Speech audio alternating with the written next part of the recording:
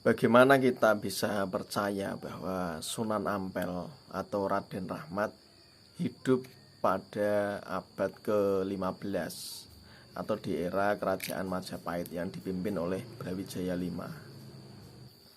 Bagaimana kita bisa membuktikan bahwa Sunan Ampel mempunyai peran besar dalam proses islamisasi rakyat dan penggawa kerajaan Majapahit di abad ke-15?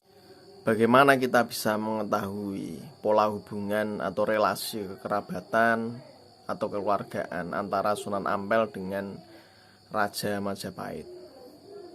Bagaimana kita bisa menyimpulkan kalau Sunan Ampel itu beliau hidup dan wafat pada sekitar abad ke-15 dan dimakamkan di tempat yang sekarang di Surabaya? Kita bisa mengetahui semua itu ketika ada sumber sejarah yang mengatakan.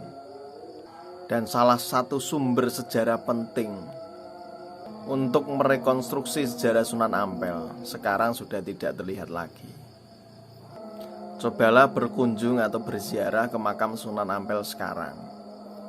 Maka yang Anda dapati adalah sebuah makam yang megah, tinggi, lebar, dan panjang, yang bisa membuat peziarah terpukau karena kemewahannya. Mungkin banyak peziarah yang tidak mau tahu atau bahkan malah ikut senang atau bangga melihat makam Sunan Ampel dibangun sedemikian megahnya. Tapi bagi mereka yang masih punya kepekaan, kepedulian terhadap sejarah Nusantara, pasti hatinya seakan teriris melihat perubahan makam Sunan Ampel yang sudah sangat jauh dari bentuk aslinya. Kita tidak lagi bisa menyaksikan batu nisan purba dengan ornamen dan arsitektur khas di era kerajaan Majapahit. Kita tidak bisa lagi melihat bukti artefak sambil menerbangkan memori kita ke abad 15 tentang kehebatan Sunan Ampel dalam proses islamisasi di era kerajaan Majapahit. Yang bisa dilihat para peziarah saat ini hanyalah sebuah bangunan megah, bahkan bisa dikatakan gulu atau berlebih-lebihan, yang tidak punya arti apa-apa baik untuk ilmu pengetahuan, sejarah maupun agama, kecuali hanya bangunan cantik yang enak dipandang. Nasi sudah menjadi bubur.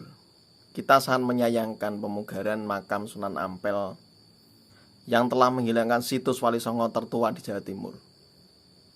Pemugaran itu dilakukan di masa pandemi beberapa tahun yang lalu, saat makam sepi pengunjung, saat masyarakat sedang panik dan fokus untuk menghindari wabah.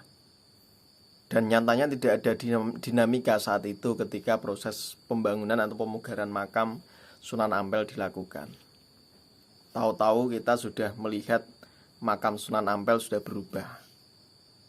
Kenapa kita patut mempertanyakan? Karena makam Sunan Ampel itu sudah dinobatkan, sudah ditetapkan sebagai situs cagar budaya oleh pemerintah. Dan seketika ditetapkan sebagai benda cagar budaya, saat itu juga masyarakat juga punya hak dan bertanggung jawab untuk ikut melindungi dan melestarikan warisan cagar budaya situs Wali Songo tertua di Jawa Timur. Perlindungan cagar budaya bahkan diatur khusus dalam Undang-Undang Nomor 11. Di situ juga memuat sanksi pidana bagi para perusak cagar budaya.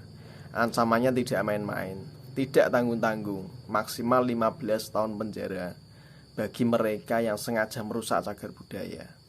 Dari berita yang beredar, katanya batu nisan Sunan Ampel yang bercorak era Majapahit itu tidak dirusak atau tidak dihancurkan, melainkan hanya dipendam atau ditutup dengan struktur bangunan yang baru.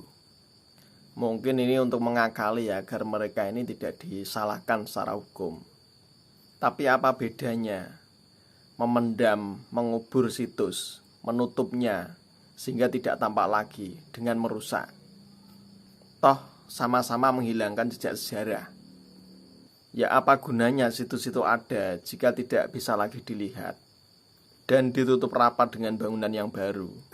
Ini sama halnya dengan orang yang ingin membangun mal di atas Candi Borobudur. Candi Borobudur ditutup rapat sehingga tidak terlihat sama sekali struktur bangunan bersejarah itu. Yang terlihat, yang tampak di situ adalah bangunan mal yang mewah. Apakah masyarakat akan terima jika Candi Borobudur ditutup kemudian dibangun mal? Meskipun bangunan aslinya masih ada, tapi tidak tampak. Saya menilai ini sudah masuk kategori perusakan atau penghilangan jejak-jejak bekas-bekas bukti sejarah. Bangunan makam Sunan Ampel yang sekarang dibangun sedemikian megahnya, kalaupun itu bisa dibongkar atau dihancurkan, apakah bisa menjamin situs aslinya nisan Sunan Ampel kembali utuh seperti awalnya? Ini saya heran, di mana para pegiat sejarah, pegiat budaya di kota Surabaya ini. Padahal Surabaya ini kota besar, kota pendidikan. Banyak sekali akademisi, ahli sejarah, pegiat budaya. Kenapa saat pemugaran itu tidak ada dinamika sama sekali? Nyaris tidak ada polemik, tidak ada gejolak.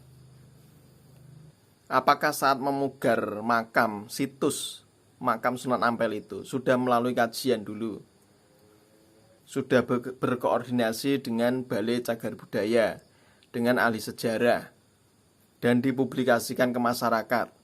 Karena masyarakat juga merasa ikut memiliki cagar budaya tersebut, situs penting untuk mengungkap sejarah Nusantara di masa silam.